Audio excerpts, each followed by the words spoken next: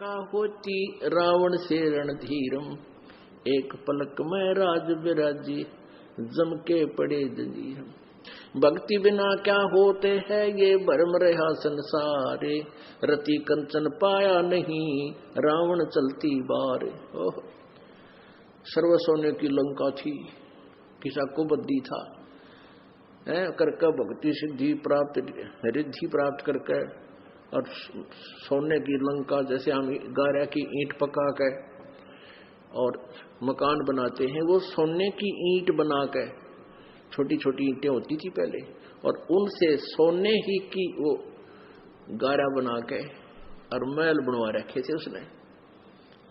इतना धनी था। और आप दौरे मुश्किल से 50-20 ग्राम 20 तोले सोना होगा था। बुढ़ा बुढ़ा सेठ होगा जिस पर 20-30-40 तोले सोना हो गया। कहते वो रति नहीं लेके गए, ग्राम भी नहीं ले जा सका, तुम कहां ले जा सकोगे और के कला तोड़ दोगे 40 तोले सोने में। ये तो खाम खागा सर दर्द है। सोना तो घर में बना रखना चाहिए आपने, और ना इसको पहनना चाहिए। क्या फायदा कान में डाल लिया, कान नाक में डाल लिया, 36 पंगे कड़े बना लिए। परमात्मा ने इतना सुंदर शरीर दे रखे, इस पर आडंबर करने की कतई जरूरत नहीं। इसे भगवान रुष्ट होता है। भगवान की भक्ति करें, चाहे किसा भी शरीर है, काला है, गोरा है, जैसा भी मालिक ने दिया है, इसमें हम परमात्मा पा सकते हैं।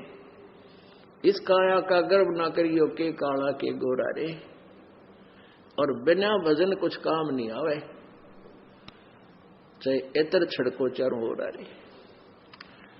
तो पुण्यात्माओं, धीरे धीरे, क्योंकि हम इतने इस सामाजिक माहौल में हम इतने गहरे चले गए कि वहां से वापस आना अपनी पटरी पे हमारे लिए कठिन हो रहा है। हम दलदल में धस गए। लेकिन परमात्मा का सहारा आपको एक क्रेन का काम करेगा। अब कलयुग में इसलिए परमात्मा ने कहा था कि मैं अपने बच्चों को कलयुग में संभालूंगा, कि कलयुग में पिछले तो पुण्य आपके पास रहेंगे नहीं, प्रारब्ध में बहुत कम पुण्य आएंगे तुम्हारे हिस्से में, और दुख होंगे गणे। और जो पूजाएं तुम उस समय कलयुग में आप कर रहे होगे, जो काल के द्वारा भ्रमित, कोई देवता की, कोई भैरव की, कोई भूत की, कोई पितर की, या काल के द्वारा भेजे गए नकली संतों की, ये 10-12 संत पंथ बना रखे हैं, 15-16 पंथ हैं, और भी ये नए नए पंथ चल गए। इनमें भी आप पूजा कर रहे होगे तो भी आपको लाभ नहीं होगा, क्योंकि आपके पिछले संस्कार नहीं हैं। तो उस समय परमेश्वर ने कहा था कि तो काल ने ये कहा था कि कलयुग में इनको ऐसा कर दूंगा, ये भक्ति के योग नहीं रहेंगे। शराबी, कवाबी, स्वार्थी, निर्लज, ऐसी पिक्चरें बना दी। देखते आप देख लो, पश्चिमी देशों में नगन नाच हो रहा है, सरेआम जो घूम रहे हैं जैसे पशु घूमया करे, नंगे, कोई कुर्ते के छोटे छोटे कपड़े पहनकर बहन बेटियां भी सरेआम ऐसे घूम रही है। तो ऐसी निर्लज्जता कर दी। अब ये हमारे समाज में भी घर करने लगी। पहले ओठों पर लिपस्टिक, ये नाखून पॉलिश, और उस तरह के लटक मटक, ये पाउडर चटक मटक, ये कोई बहन बेटी हमने करती नहीं देखी। ऐसी वो वैसा किया करती थी, उनको घटिया औरतें माना करते थे। और आज देख लो, जब कोई भी पीछे नहीं रही बहन बेटियां, इसी बूंदी पॉलिश लाऊंगी, पूरे नौ न लाल कर लेंगी, मुंह ऐसा बूंदा लाल, देखते बूंदा शक्ल भी ना अच्छी लगे। तो इस तरह की ड्रामाबाजी इस काल ने करवा दी, हमें निर्लज बना दिया। और सरेआम डांस करती हैं ब्याह शादी में, बेटियां नाचे, उड़े बाप नाचे, उड़े बेटी नाचे, उड़े माँ नाचे। अरे थारा गजब, ये तो वैसा ही नाचा करती थी कि तो बंद कोठों में, आज सरेआम नचा दिए काल ने हमारे को। हम निर्लज हो गए।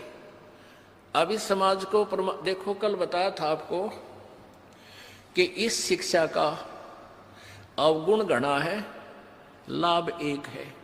और ये लाभ सब अवगुणों को सेट कर देगा। कि अवगुण ये है कि निर्लज्जता, चातुरता, हम एक दूसरे के जो है ना प्रिय नहीं रहे, अपनी चतुरता के कारण काग बन गए।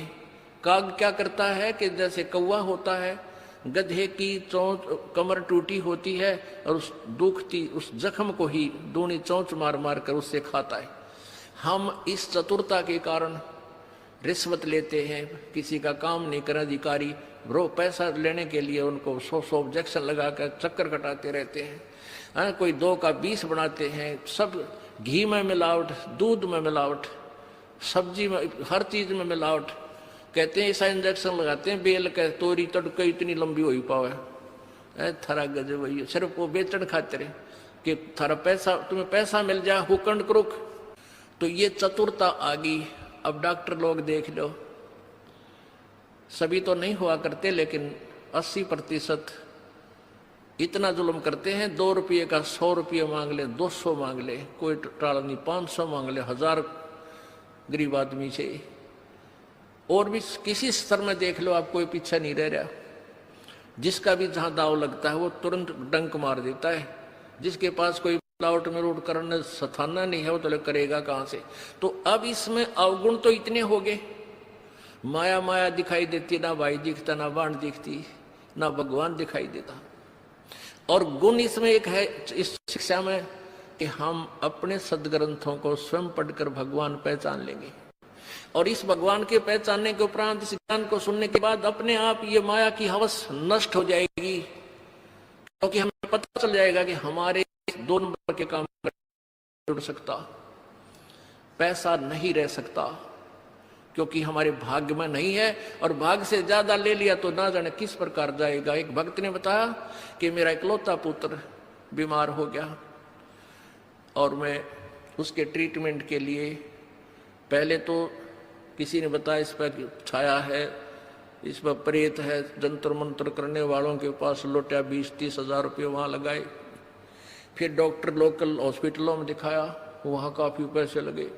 फिर बताया इसके दोनों किडनी फेल होगी, all India medical institute Delhi गया, वहाँ किसी से रिश्तेदार से ले लिवा के वो गुर्दा पैसे वैसे दे के कहते उसके 3 लाख रुपए लड़के के लगे, दोनों किडनी चेंज कराई। वो किडनी तो सफल होगी, सुख की सांस ली, 3 लाख रुपये लाग गए। और 6 महीने के बाद वो इकलौता पुत्र बस एक्सीडेंट में मर गया। और तेरा गजब है, टक्कर मार मार कर रोया। उसने जब ये ज्ञान सुना कि जो तुम 2 नंबर से पैसा इकट्ठा करना चाहते हो तुम्हारे भाग्य में नहीं है, अगर ऐसा इकट्ठा कर भी लोगे तो अगर 2 लाख कर लिया तो 3 लाख रुपए तुम्हारे ना जाने किस कारण से और कहां से निकल जाएंगे। और वो पाप रह जाएंगे जो के तो, जो आपने फिर भोगने पड़ेंगे। वो पाप यों के यूं रह जाएंगे, पैसा नहीं रहेगा जो तुम्हारे भाग्य में नहीं था, तुमने धक्के से कहीं से इकट्ठा भी कर लिया था। तो उसने फिर अपनी कथा बताई कि जैसे ऐसे मैं बहुत जुल्मी आदमी था। अब आपके ज्ञान से आंखें खुल गई। एक 2 रुपये की रील आया करती 20-30 साल पहले, 35 साल पहले। ये कैसेट होती है टेप की, ये टेप चले थे उस टाइम। और उस पर दूसरी कंपनी जो अच्छी बिकती थी उसकी मोहर लगा देते थे एक, और 2 रुपये के रिफल थोक के वाला आता था तोल के बाद से, और 35 रुपये की बेचा करता हुआ कैसेट। किसी और कोई खराब हो जाती धमका देता था, भाग जा, ओरिजिनल दे रखी थी बनता है। तो आज मेरे साथ ठीक बनी और थोड़ी सजा है मुझको आपके ज्ञान से पता लग गया, मेरे जैसे दुष्ट को तो और सजा चाहिए थी।